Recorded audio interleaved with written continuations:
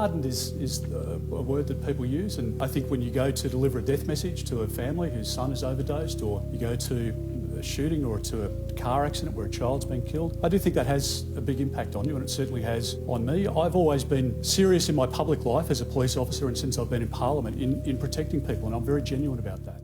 Ex-police officer Peter Dutton is promising to crack down on crime and increase national security and spending in an effort to outflank Labor and climb back in the polls in the last weeks before the federal election. The coalition has vowed to inject an additional $21 billion into defence over the next decade, in an election commitment to match the ambitious target of the Trump administration, increasing defence spending by 2.5% of GDP by 2030 and eventually to 3%. Dutton has spoken at length about his time as a police officer and how it has affected his policies ever since his maiden speech in Parliament in 2002. I often say to people that as a police officer I've seen the best and the worst that society has to offer.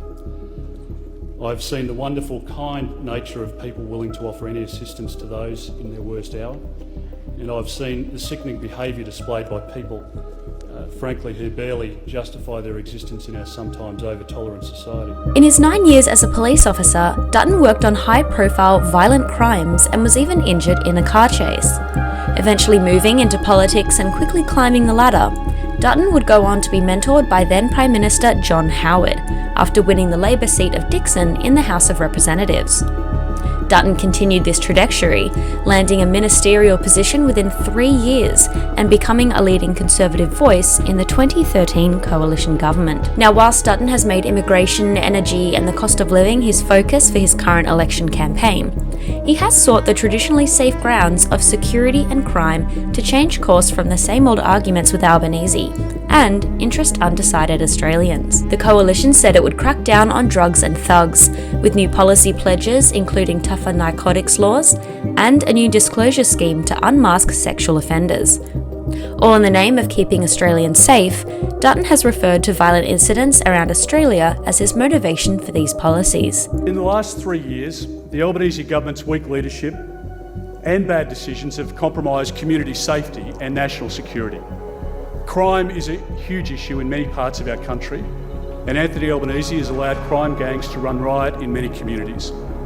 There are many stories that I've heard in Victoria, in Alice Springs, in Western Australia, here in Sydney, right across the country. I have the experience and the determination to strengthen our borders, to slow down the drugs and illegal tobacco, which are the lifeblood of outlaw motorcycle gangs, the biggest distributors of drugs in our country.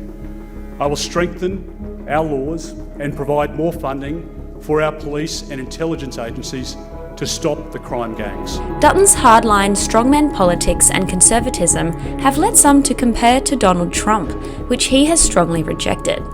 However, it is undeniable that his combative politics have made him one of Australia's most controversial and divisive politicians since retiring from the police force. While some appreciate his background, others aren't a fan of the idea of a hardline ex-cop Prime Minister.